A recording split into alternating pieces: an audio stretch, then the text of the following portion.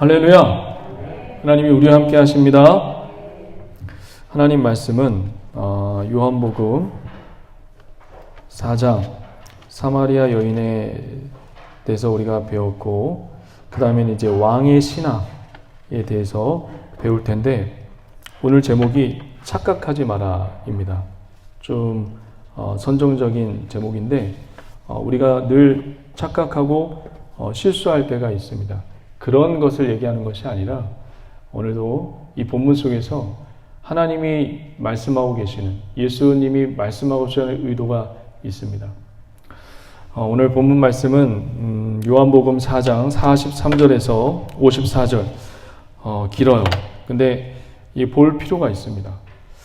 보시기 전에 세 가지의 이야기가 여기 담겨져 있어요.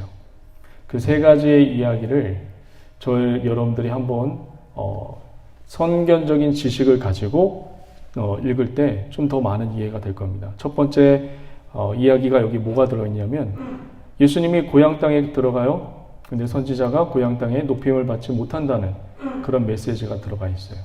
그리고 두 번째 메시지가 무엇이 들어가 있냐면, 갈릴리 가나에 갔다고 얘기했던 이야기를 또 한 번 예수님이 하십니다. 그러니까 그만큼 또 갈릴리 가나에 대해서 있었던 그 사건을 다시 기억해내고, 제자들에게, 또 이 청중들에게, 우리들에게 또 다시 메시지를 전하고 싶은, 기억해라. 갈릴리 가나의 사건을 기억해라.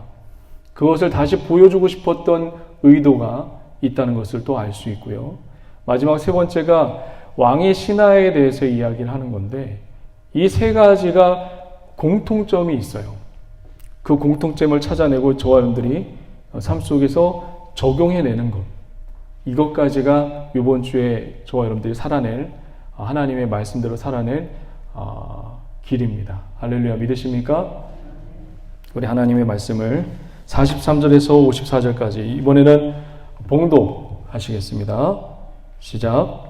이틀이 지나매 예수께서 거기를 떠나 갈릴리로 가시며 친히 증언하시기를, 선지자가 고향에서는 높임을 받지 못한다 하시고, 갈릴리에 이르시매 갈릴리인들이 그를 영접하지 이는 자기들도 명절에 갔다가 예수께서 명절 중 예루살렘에서 하신 모든 일을 보았음이더라.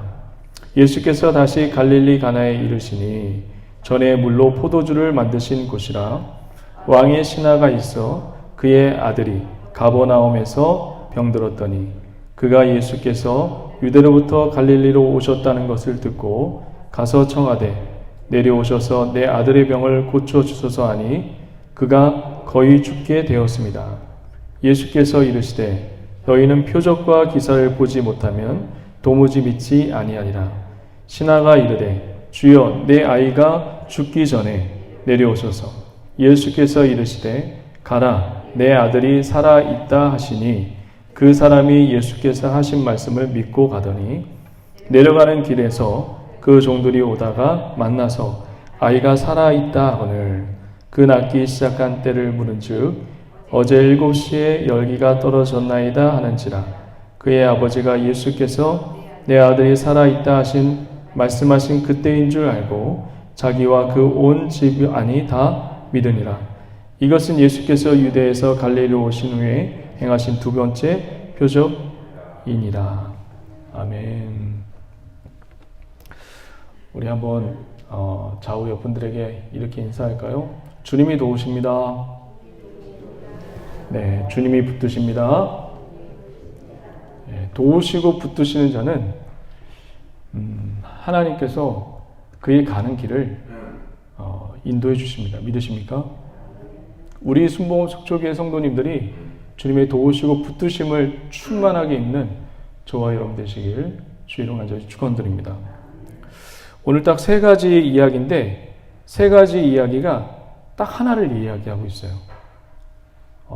오늘 한번 말씀을 볼까요? 44절. 우리 다 같이 한번 읽어봅니다. 시작. 친히 증언하시기를 고향에서는 높임을 받지 못한다 하시고.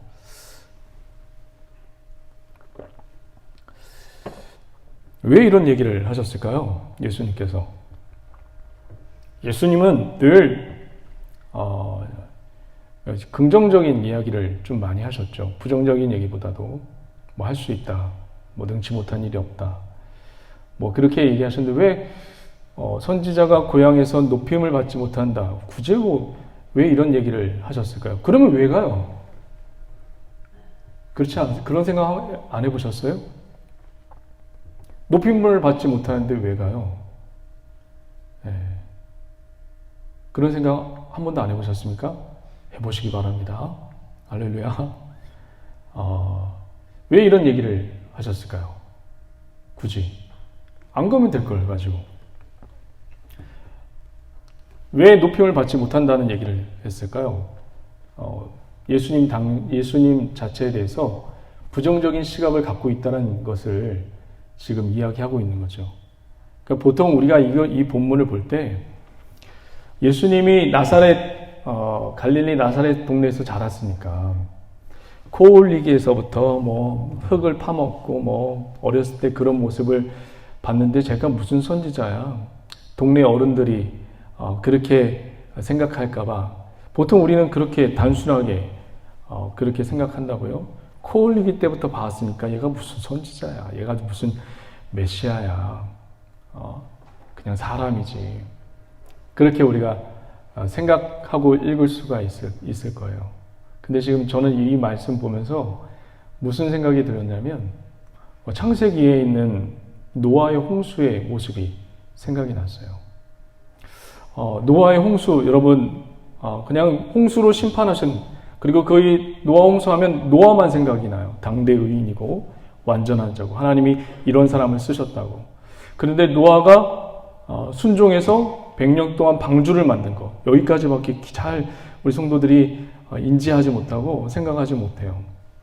근데 그 방주 안에 들어간 게 누굴까요?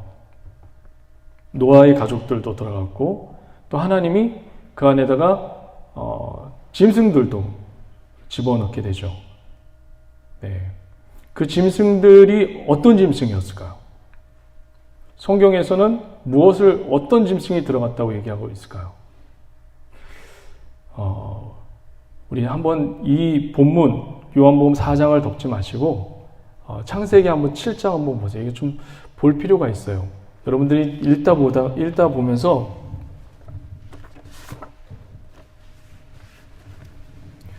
조금 지나치고 돌아갈 수 있는 본문인데 창세기 7장 2절에 보면 그냥 제가 이 본문을 보지 않고 그냥 이야기하려고 했는데 이야기할 필요가 있어요. 같이 볼 필요가 있어요. 7장 2절 한번 다 같이 한번 읽어볼까요? 그 방주 안에 어떤 동물이 들어갔는지 한번 보도록 하겠습니다. 2절 다 같이 한번 읽어봅니다. 너는 모든 정결한 짐승은 암수 7씩 부정한 것은 암수 2씩 내기로 데려오며. 굳이 동물을 얘기하는데 그 앞에 뭘 붙였죠? 정결한 암수 7 암수 7 이것만 들어가면 되는데 거기에다 또 뭘 들어가게 하셨죠? 또 동물인데 어떤 동물을 들어가게 하셨죠? 부정한. 그러면 그 방주는 정결한 방주가 된 거예요? 아니면 부정한 방주가 된 거예요? 물어볼게요. 그럼 그 방주는 정결한 방주가 됐나요? 아니면 부정한 방주가 됐나요? 그 방주 안은 부정한 방주가 됐죠. 지금 예수님께서도 요한복음 4장의 선지자가 고향에서 높임을 받지 못한다, 굉장히 부정적으로 얘기하고 있어요. 이 부정한 방주를 하나님께서 어떻게 하셨을까요? 주님도 창세기 때 노아의 홍수를 하시면서 이런 말씀을 하세요. 너희가 어려서부터 악하니라. 그러면 왜 심판을 베풀었을까요? 아시면서, 우리가 다 어려서부터 악하다는 걸 알고 있으면서 왜 심판을 베푸는지 이해를 못 하겠어요. 악한 걸 아시면서 우리 한번 8장 볼까요? 창세기 8장 8장에 보시면 홍수가 다 끝나고 그 정결한 짐승으로 노아가 번제를 드려요. 번제를 드린 후에 하나님께서 이런 얘기를 하시는데요. 21절 한번 다 같이 한번 읽어봅니다. 야훼께서 그 향기를 받으시고 그 중심에 이르시되 내가 다시는 사람으로 말미암아 땅을 저주하지 아니하시니 이는 사람의 마음에 계획한 바가 어려서 악함이라. 내가 전에 행한 것 같이 모든 생물 다시 멸하지 아니하니라. 악한 거 알면서 왜 심판하시냐고요. 높임받지 못한 거 알면서 왜 들어가시냐고요. 부정할 걸 뻔히 알면서 왜 들어가시고 부정할 걸 뻔히 알면서 노아의 홍수를 심판을 베푸시냐고요. 지금 예수님께서 부정할 것 뻔히 알면서도 들어가십니다. 무엇을 하시려고 하는 걸까요? 고치시려고. 할렐루야. 믿으십니까?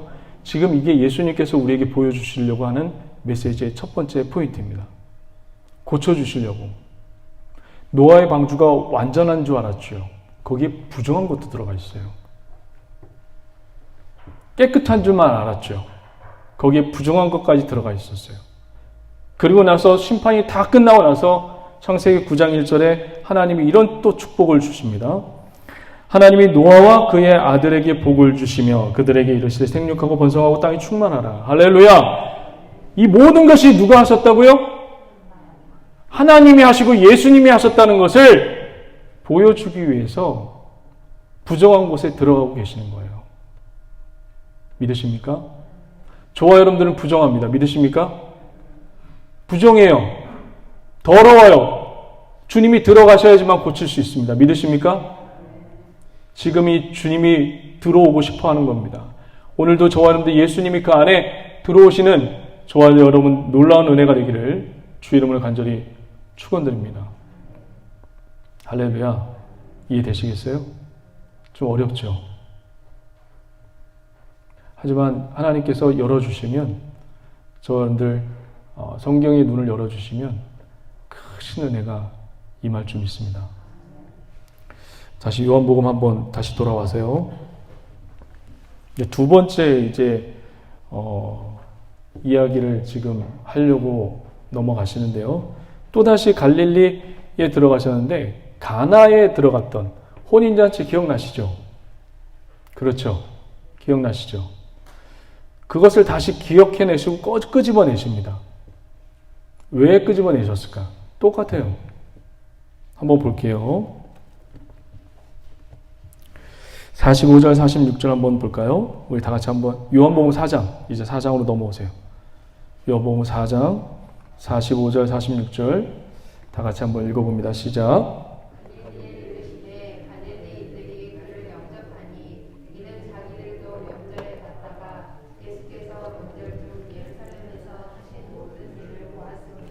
예수께서 다시 갈릴리 가나에 이르시니 전에 물로 포도주를 만드신 곳이라.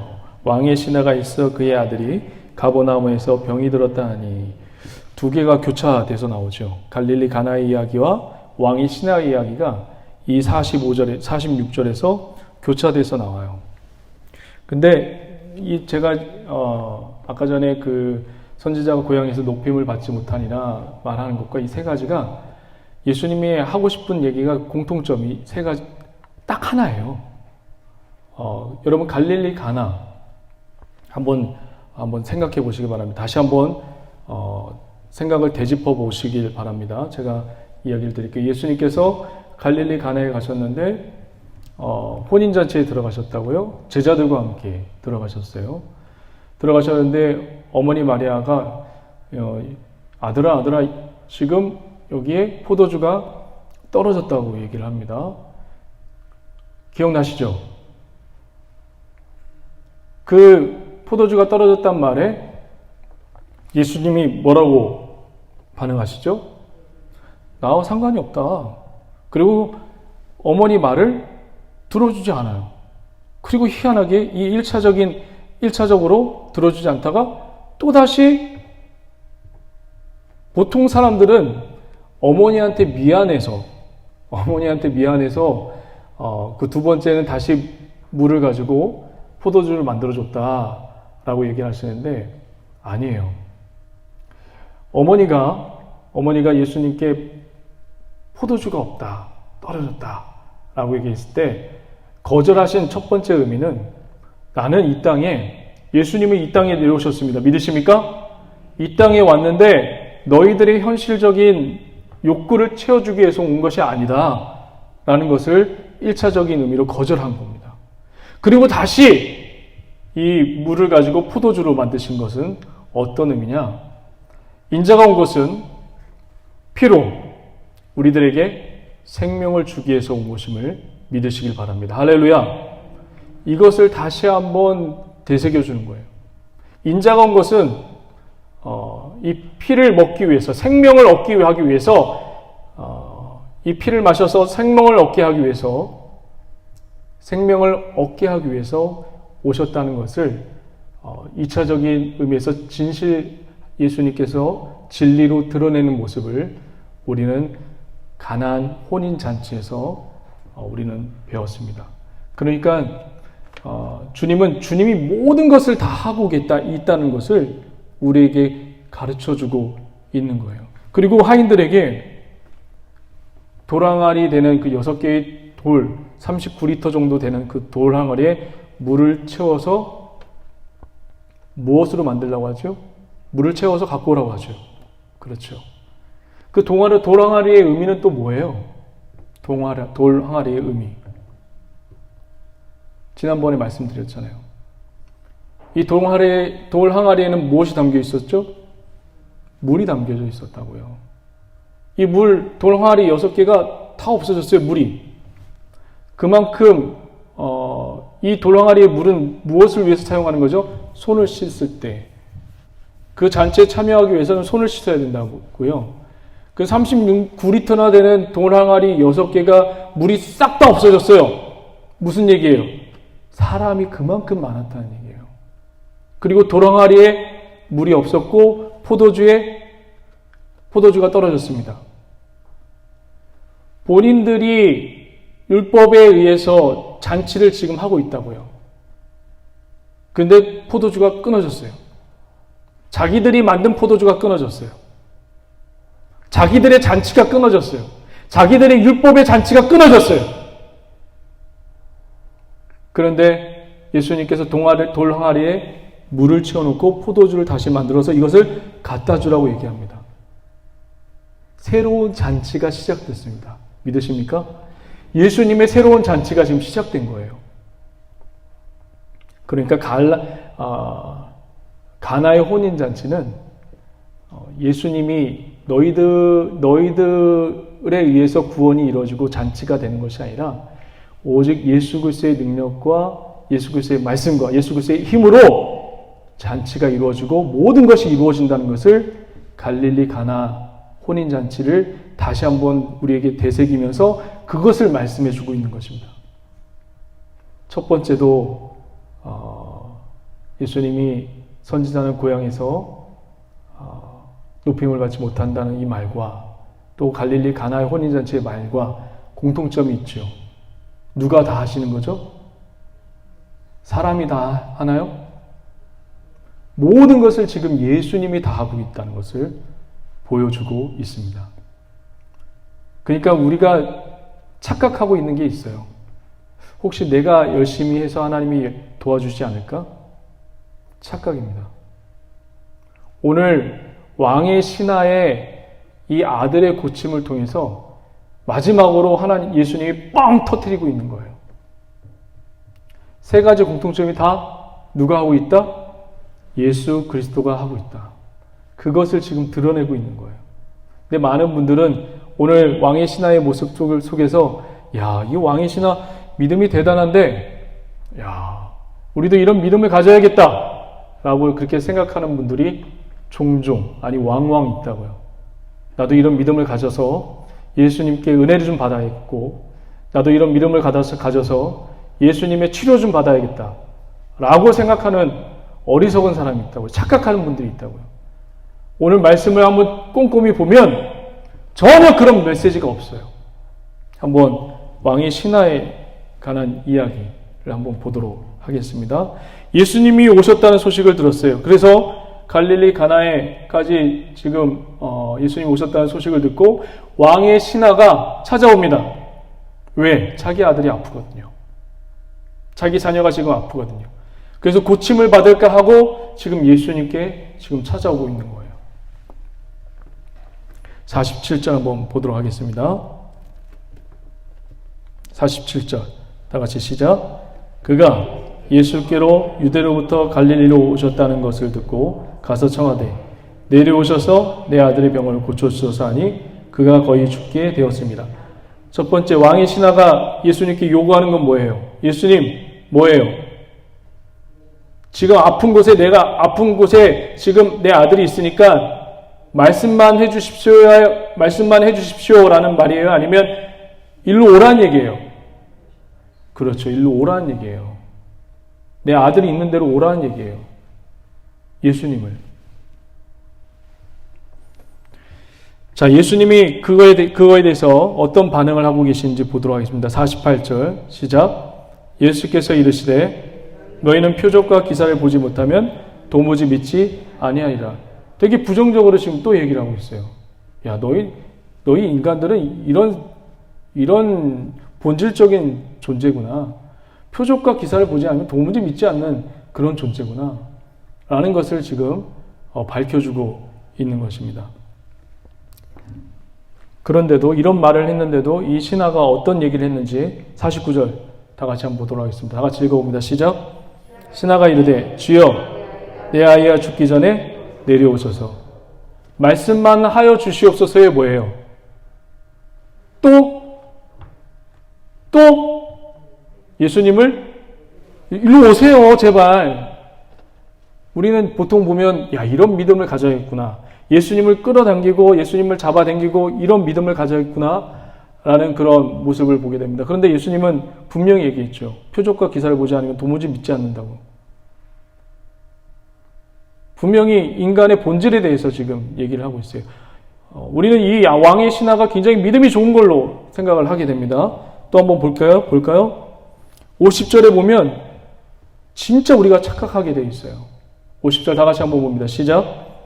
예수께서 이르시되 살아있다 하시니 그 사람이 예수께 하신 말씀을 믿고 가더니. 야, 어떻게 이렇게 변할 수가 있죠? 예수님 오세요라고 했던 사람이 예수님이 말씀하셨습니다. 내 아들이 나았다 라고 했는데 믿고 가더니 사람이 이렇게 한순간에 변할 수 있을까요? 못 변해요. 지금 이 말은 정말 진짜 나았을까? 진짜 나았나? 믿지 못하고 그냥 반신반의하고 그런 마음으로 지금 가고 있는 거예요. 온전한 믿음이 아니에요. 완전한 믿음이 아니고 온전한 믿음도 아니고 그냥 할 수 없이 예수님이 가라고 하니까 그냥 가는 거예요. 그런 믿음의 자세를 지금 보고 있는 거예요. 한번 볼게요. 그리고 나서 이 왕의 신하 아들이 고침을 받아요. 고침을 받고 나서 이 왕의 신하가 어떤 자세를 취하는지 한번 보도록 하겠습니다. 51절부터 쭉 한번 읽어보겠습니다. 시작. 내려가는 길에서 그 종들이 오다가 만나서 아이가 살아있다 하거늘 그 낳기 시작한 때를 물은즉 어제 7시에 열기가 떨어졌나이다 하는지라. 그의 아버지가 예수께서 내 아들이 살아있다 하신 말씀 그때인 줄 알고 자기와 그 온 집안이 다 믿으니라. 언제 믿었어요?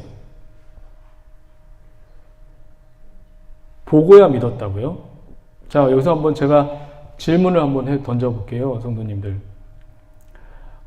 이 왕의 신하의 아들이 왕의 신하의 아들이 낳았는데, 왕의 신하의 믿음 때문에 난 거예요? 예수님의 말씀 때문에 난 거예요? 무슨 얘기인지 모르시겠어요? 왕의 신하의 믿음 때문에 자기의 아들이 난 거예요? 아니면 예수님의 능력과 말씀 때문에 난 거예요? 여기서 헷갈리는 거예요. 그러니까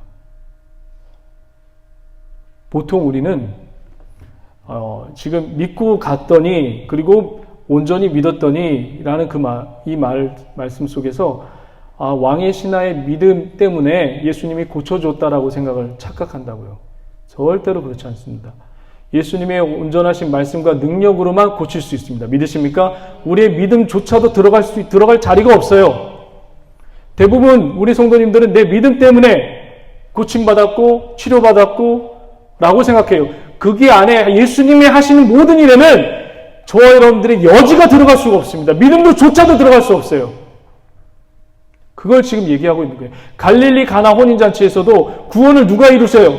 우리의 믿음과 열심과 그 노력과 그 순종 때문에 그런 것이 아니라 온전히 모든 것이 다 예수님이 하셨다는 것을 얘기하고 드러나고자 지금 모든 것을 지금 하고 계시는 것입니다. 우리가 하는 일은 무엇이냐면 주님 앞에 순종만 하면 됩니다. 믿으십니까? 근데 그걸 잘 몰라요. 우리는 늘 착각해요. 내 믿음이 좀 있으면 예수님이 그 위에 기름 부으실 줄 알고, 내가 좀 성령 충만하면 그 위에 머리에 기름 부으셔서 내 기도를 응답해 주실 줄 알고 착각해요. 전혀 내 믿음에 그리고 내 노력에 그리고 내 의에 이 모든 것이 기적이나 능력이나 하나님의 역사가 거기에 기초와 기반이 된 게 아니라는 것을 저와 여러분들이 아셔야 합니다. 모든 것이 예수님의 말씀이요 능력밖에 없다는 것을 저와 여러분들 깨닫고 오늘 하루도 예수님의 말씀과 그 능력의 권세에 사로잡혀서 살아가는 저와 여러분 되시길 주의 이름으로 간절히 축원드립니다. 부정한 것도 주님의 능력으로 정결하게 하시고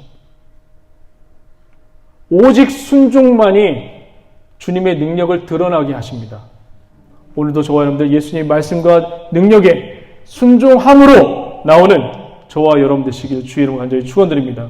고린도전서 12장에 믿음을 뭐라고 얘기했어요? 성령의 은사라고 얘기했어요. 주님의 선물이라고 얘기했어요. 에베소서 2장에는 믿음을 예수님의 선물, 하나님의 선물이라고 얘기했어요. 그러니까 저와 여러분들이 가질 수 있는 것이 아니라는 거예요. 이것을 통해서 하나님의 역사가 일어나는 것이 아니라 오직 순종함을 통해서 역사가 일어나는 것을. 하인의 순종함을 통해서 물이 포도주 됐다고요. 근데 모든 분들이 믿음으로 하나님이 역사하시고 그렇게 생각을 한다고요. 우리는 그냥 이해가 안 되고 설득이 안 되는데 그냥 주님의 말씀에 뭐예요? 순종할 때 주님의 역사가 일어난다는 것을 오늘도 명심하시고 오직 하나님의 말씀과 능력만이 우리를 인도하시고 이끌어 주신다는 것을 믿고 의지해서 오늘도 예수 그리스도의 능력과 말씀으로 살아내는 저와 여러분 되시길 주의 이름으로 간절히 축원드립니다. 아멘. 기도하시겠습니다.